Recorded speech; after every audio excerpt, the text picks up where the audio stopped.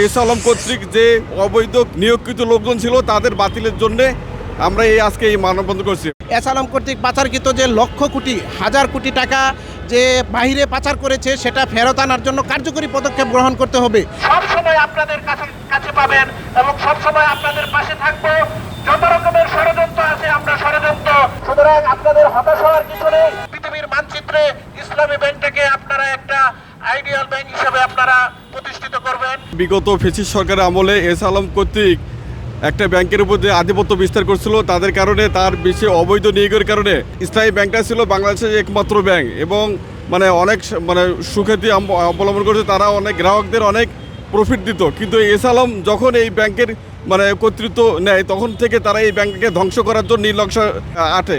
S Alam কর্তৃক যে অবৈধ নিয়োগকৃত লোকজন ছিল তাদের বাতিলের জন্য আমরা আজকে এই মানববন্ধন করছি। পাশাপাশি ইসলামী ব্যাংক কর্তৃক তাদেরকে বলতেছে যে আপনারা আরেকটা নিয়োগ পরীক্ষার মধ্যে মেধা যাচাইয়ের মধ্যে এখানে নিয়োগ হন। যারা মেধার ভিত্তিতে টিকবে তারা এখানে চাকরি করার সুযোগ পাবে, কিন্তু তারা দেখা যাচ্ছে যে আজকে এই ব্যাংক কর্তৃপক্ষের এই আদেশটা গ্রহণ করতেছে না, বরঞ্চ তারা এই দেশে আইন শৃঙ্খলা বিঘ্ন করার জন্য বিভিন্ন মানববন্ধন বিভিন্ন রাস্তায় তারা পথঘাট অবরোধ করতেছে। আমরা এর প্রতিবাদে আমি একজন ইসলামী ব্যাংকের গ্রাহক হিসাবে এখানে এর প্রতিবাদ জানানোর জন্য এখানে আসছি।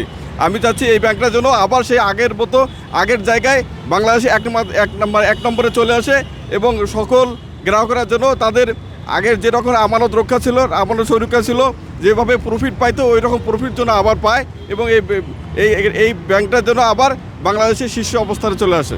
একমাত্র স্মার্ট সিটি বসুন্ধরা, আধুনিকতায় এক ধাপ এগিয়ে।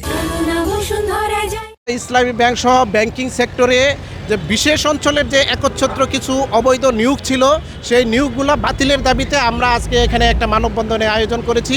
এই মানববন্ধনটা বেসিক্যালি বৈষম্য বিরোধী যারা চাকরি প্রত্যাশী পরিষদ আছে তাদের পক্ষ থেকে আমরা এটা বাস্তবায়ন করার চেষ্টা করছি।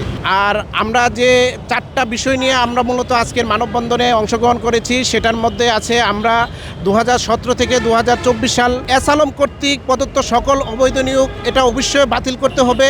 পাশাপাশি এস আলম অবিলম্বে দেশের সকল অঞ্চল থেকে মেধা যাচাইয়ের মাধ্যমে দক্ষ এবং মেধাবীদেরকে এই ব্যাংকে নিয়োগ দিতে হবে। পাশাপাশি আমরা আরেকটা পয়েন্ট এখানে আমরা উল্লেখ করেছি, সেটা হলো এস আলম কর্তৃক পাচারকৃত যে লক্ষ কোটি হাজার কোটি টাকা যে বাহিরে পাচার করেছে সেটা ফেরত আনার জন্য কার্যকরী পদক্ষেপ গ্রহণ করতে হবে।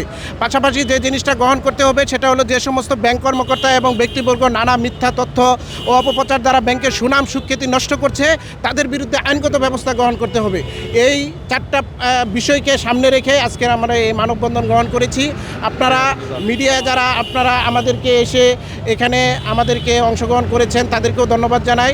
আপনারা এগুলো মিডিয়াতে তুলে ধরবেন যাতে এই এস আলম থেকে আমাদের ইসলামী ব্যাংক রেহাই পায় এবং আগামী দিনে ইসলামী ব্যাংক তাদের সুপরিচিতি অক্ষুণ্ণ রাখতে পারে।